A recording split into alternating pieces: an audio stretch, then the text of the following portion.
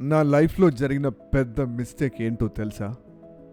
నిరాశపడటం కాదు, నిరాశని piece of మైండ్తో కలిపేయడం.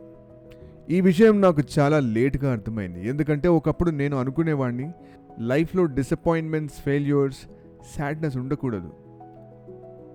అనుకునేవి అనుకున్నట్టుగా జరగాలి, అప్పుడు పీస్ ఆఫ్ మైండ్ ఉంటుందని. కానీ లైఫ్లో అన్ని సర్ప్రైజెస్, షాక్స్.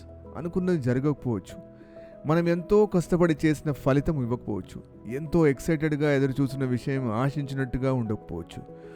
కొన్నిసార్లు మనం తప్పు లేకపోయినా కూడా విషయాలు మనకు ఫేవర్గా జరగవు. ఇవన్నీ లైఫ్లో భాగమే.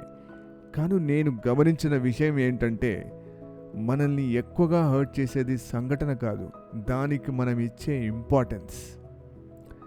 అనుకున్నది జరగకపోవడం ఒక ఈవెంట్, కానీ నా లక్కే బాగలేదు అనుకోవడం మరో విషయం. ఒక ప్లాన్ ఫెయిల్ అవ్వడం ఒక ఈవెంట్, కానీ నా లైఫే ఫెయిల్ అయింది అనుకోవడం మరో విషయం. కానీ నాకు అక్కడే ఒక థాట్ వచ్చింది, బహుశా లైఫ్లో 2 ట్రాక్స్ ఉంటాయి. ఒక ట్రాక్లో మన goals, dreams, success, failures, excitement, disappointments. ఈ ట్రాక్ ఎప్పుడూ మారుతూ ఉంటుంది. ఒకరోజు సక్సెస్, రేపు ఫెయిల్యూర్, మరో రోజు అప్రిసియేషన్, ఇంకో రోజు క్రిటిసిజం, మళ్ళీ ఎక్సైట్మెంట్, మళ్ళీ డిసప్పాయింట్మెంట్. ఇది లైఫ్. కానీ ఇంకో ట్రాక్ ఉంది, అది పీస్ ఆఫ్ మైండ్. మొదటి ట్రాక్లో ఏదైనా రాంగ్ జరిగితే రెండో ట్రాక్ పీస్ ఆఫ్ మైండ్ పోతుంది. ఆ పీస్ ఆఫ్ మైండ్ డ్యామేజ్ అవుతుంది. అనుకున్న జరగకపోవడం, ఎవరో క్రిటిసైజ్ చేస్తే రోజంతా మైండ్ డిస్టర్బ్ అయ్యేది. ఒక చిన్న డిసప్పాయింట్మెంట్ మొత్తం లైఫ్ని క్వశ్చన్ చేయించేది. కానీ నాకు ఇప్పుడు అర్థమైంది, ప్రాబ్లం డిసప్పాయింట్మెంట్లో యా ఫెయిల్యూర్లో లేదు. డిసప్పాయింట్మెంట్ని మనం పీస్ ఆఫ్ మైండ్తో కనెక్ట్ చేసినప్పుడు ప్రాబ్లం స్టార్ట్ అవుతుంది. అండ్ ఈ డిసప్పాయింట్మెంట్, ఫెయిల్యూర్, సక్సెస్, జాయ్ ఇవన్నీ టెంపరరీయే. ఇవి మనం మొత్తం లైఫ్ని డిఫైన్ చేయడం మొదలుపెడుతుంది.